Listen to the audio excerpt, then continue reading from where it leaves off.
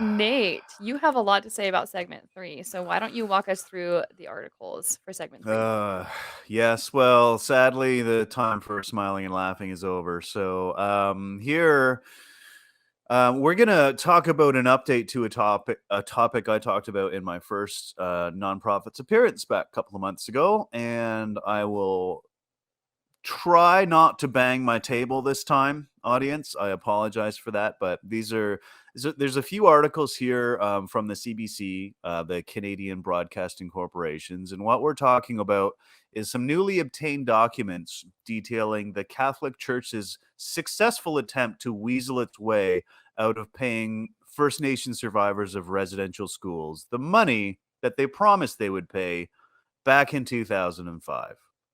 So there's a lot to unpack. I'll throw a couple of quick facts out there, and then we can discuss. So quick facts: the Anglican, Presbyterian, and United Churches all paid the amounts that they said they'd pay. The Catholic Church formed a corporation to administer their legal battle against paying this money. They dissolved the corporation shortly after their crack team of lawyers had them legally absolved of this commitment. The Catholic Church spent more money fighting the survivors than they actually paid out. They spent $6 million in legal fees, $5 million they actually paid out. And they took expenses, not in that entire amount, but they took expenses out of the money that they allotted for these survivors. These are Yeah.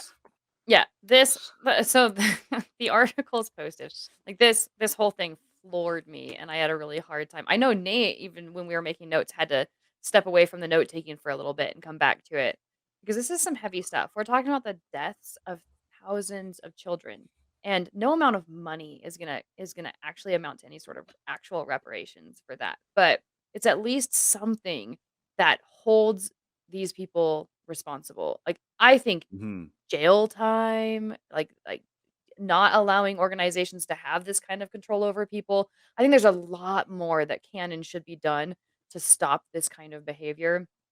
But and I know this is stuff that happened in the past, but I don't even think that matters. Like, I think Not that that far in more. the past. My dad Right. was in a residential school. Yeah. I'm Yeah. 41. I'm not that old.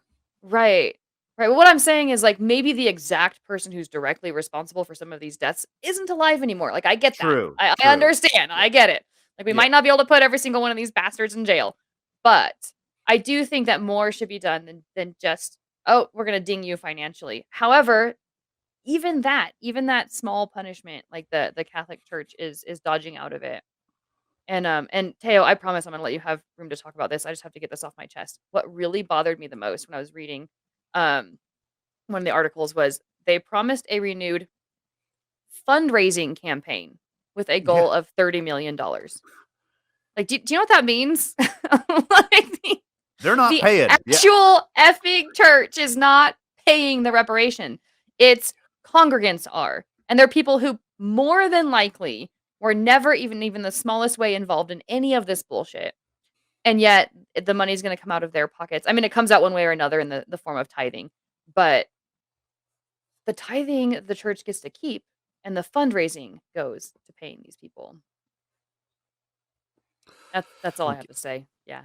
Teo, take it away. Yeah, this this this is awful in so many ways. I was telling Nate before we started how when I made the episode about what happened in Canada, this episode broke me. I mean, it started with 250 children.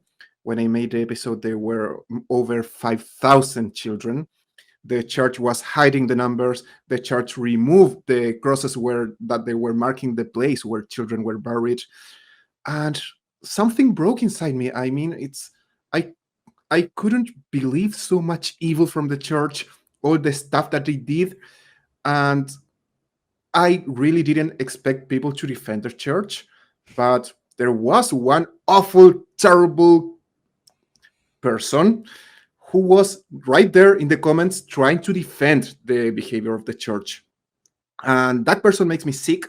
And it makes me sick how people know what the church has been doing, know how much money they spent defending rapists.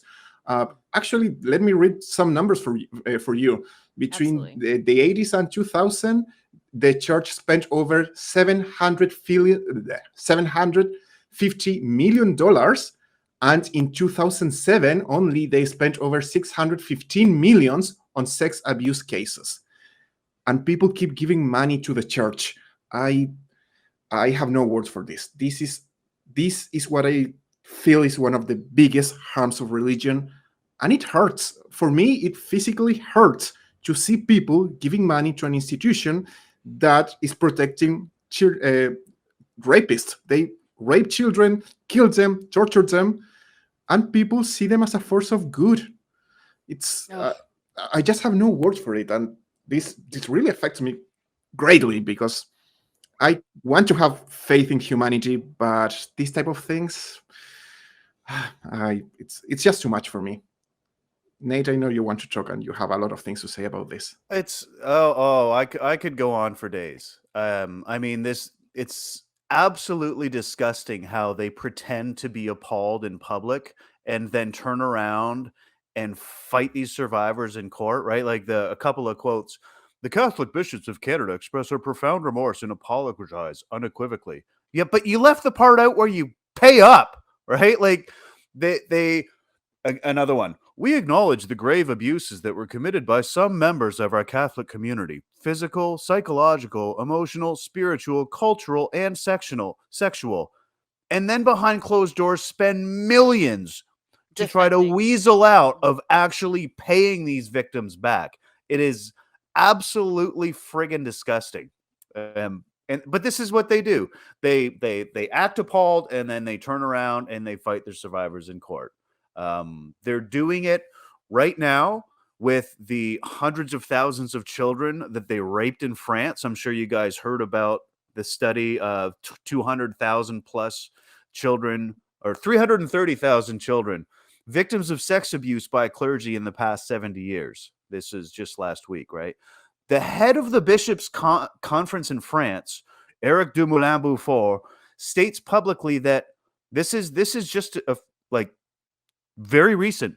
The secrecy of confession is a requirement and remains a requirement. Pay attention. In a way, it is above the laws of the Republic.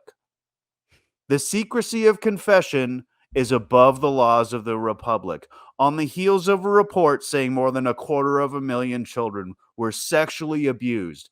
And then expresses shame and horror, but likely not at the fact that these children were victimized, but that they just got busted for covering it up. I was gonna say that. I was gonna say, are you ashamed of the behavior or ashamed that your behavior has been aired to the public and that now everyone knows what's going on behind closed doors? Like this Exactly. absolutely floors me. So I have typically been one of those people that's like, hey, a person's personal beliefs is a person's personal beliefs. Let them have it. No big deal. I don't care what freaking God you believe in. I don't care if you believe in magic and crystals and all that stuff. And I don't care. Right. When it comes to the church as an organization, as a group, that's when I get really floored, when it becomes really important to me to be more of an activist, right? Because now you're talking about big mega churches that are swindling people out of their money so they can go buy private jets and have these $6 million properties. You're talking about people that are committing sexual atrocities against children that aren't being charged. You're talking about people who can commit all sorts of laws or break all sorts of laws and not be held responsible for it because they have the protection of the church organization to which they belong.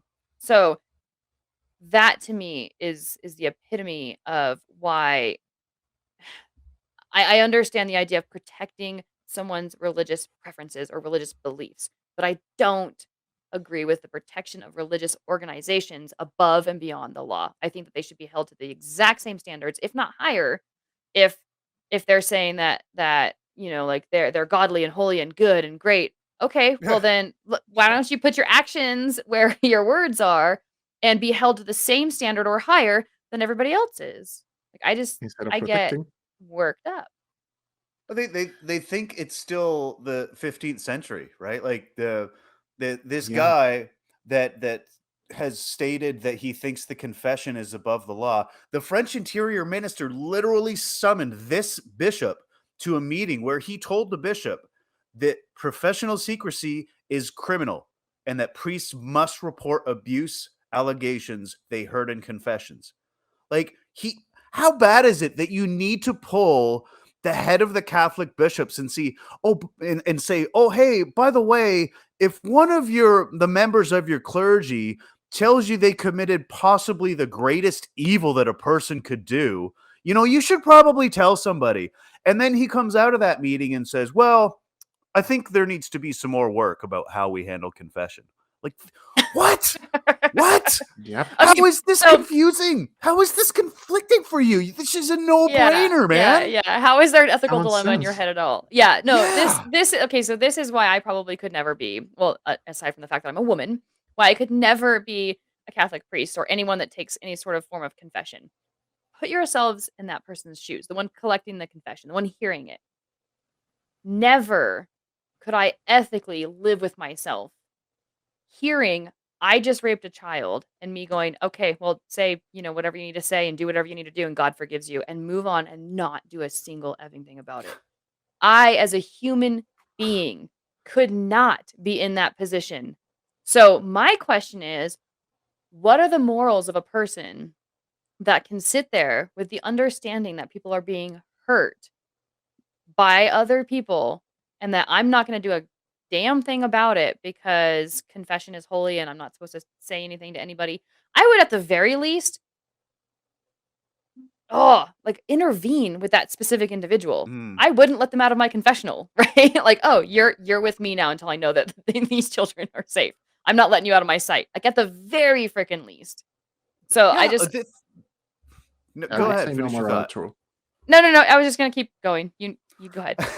This is the problem with thinking that apologizing to your invisible friend makes you square with the victim, right? Oh yeah. Yeah. This is the When entire problem of the substantiation of blame, of the scapegoating, of the entire whole Jesus thing, right? Like, he doesn't get to die for my sins. That doesn't make that doesn't make me square with the person that I've sinned against, because I can be like, "Oh, hey Jesus, do you forgive me?" Yeah, you're good. You're square. That doesn't make you square with the person that you've wronged. And Yeah, that's or with mortal law. Like, great, you earned your way back into heaven. Super duper for you, right? Enjoy your time in heaven, right? But you're still a living human being in our society, and you still need to be held responsible for your actions. Period. No questions. yeah, no, Amen. amen. Guys, checking information for this episode, I found bishopaccountability.org, a page that mentioned the crimes that these guys have been committing. And it's painful. It's painful. And once again, it hurts that people defend those guys. It's just beyond my comprehension. I have to say, it's beyond my comprehension how people can keep giving money to an institution that not only protects all these pedophiles, rapists, and monsters, they also are all about money. As Nate said, they spend more money trying not to give money to the victims rather than if they could have just paid them. But these are the same guys who, well, the Pope sits on a golden throne while talking about poverty. During the pandemic, the COVID pandemic, they were asking people to give more money because the church needed more money. I think we have talked about how countries give money to churches based on the amount of followers that they have. Reason why we should leave the Catholic Church. I remember that in Spain, they were opposing the separation between church and religion because the church has some legal power, so they were stealing land from people. So, yeah, we do know so many evil things about the church, and people keep supporting them. It's beyond my comprehension. That's my biggest problem. Yeah. So I do want to touch on one more thing because we are coming up on the time to move on to our next article. Certainly, we can stay here a little bit longer if you guys have more to say. But we've talked a lot about the church itself and a lot of the atrocities that it's done, and certainly that is the biggest point here with these articles. But one thing that I kind of wanted to bring up was the article that is referenced from CBC. It discusses actually the court and how it was handling the information that was going back and forth between the court and the churches and all the investigations and stuff. So the big thing was the public wasn't able to get a hold of the documents for a long time. And so now the court has released a lot of the documents to the public. And I wanted to read a quote here from Sean Sinclair, who is one of the lawyers who argued on behalf of the media organizations who were requesting the information. He says, quote, I think the result is a really important outcome for the openness and transparency for our court system. It goes to that old maxim that justice not only must be done, it must be seen to be done. So I wanted to kind of talk just a little bit on the transparency of these cases, right? Because part of the problem has also been getting the information out there to the public about what exactly is going on in the first place.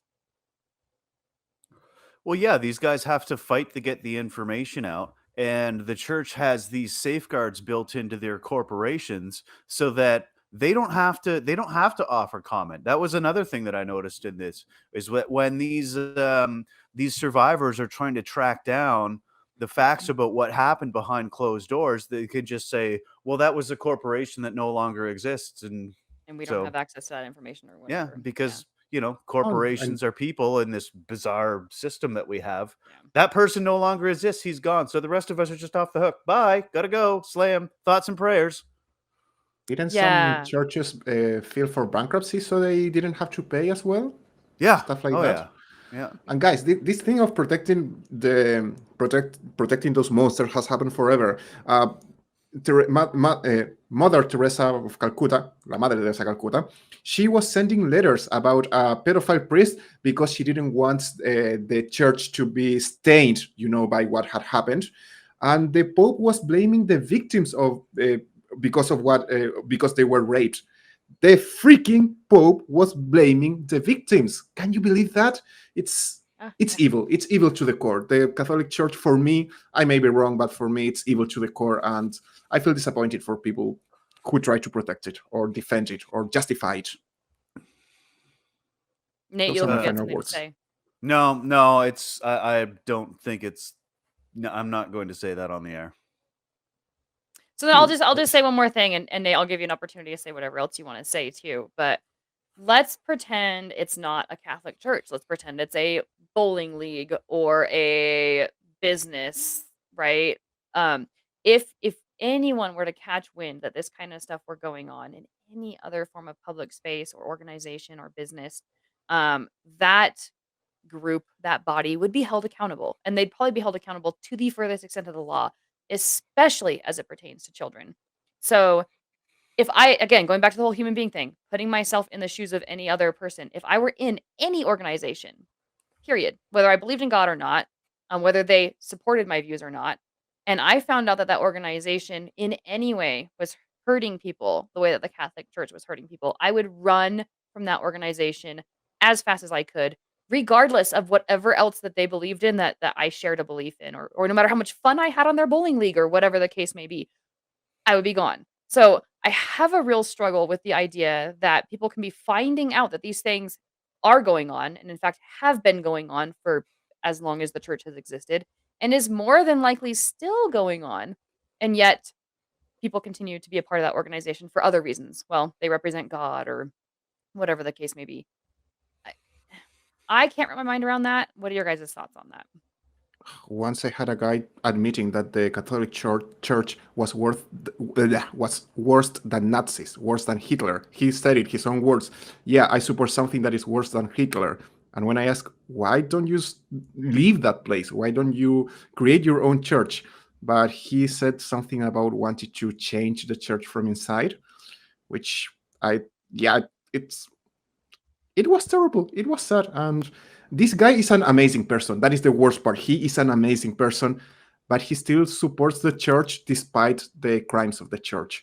And I cannot comprehend that. It's awful. Yeah, I don't have words for it. This is one of those topics that leave me without words. And I like to talk a lot. So it's that weird, complicated, strange, awful. Yeah, I will just describe it as awful. Yeah. I mean, it's a tough call whether the Nazis or the Catholic Church won the Eve Olympics in 1945, but I'm going to go ahead and say that in 2021, they're The definitely Catholic gunning for the lead. Church. Yeah. They have just- been on the business way longer than the Nazis, so yeah, historically they are the absolute winners.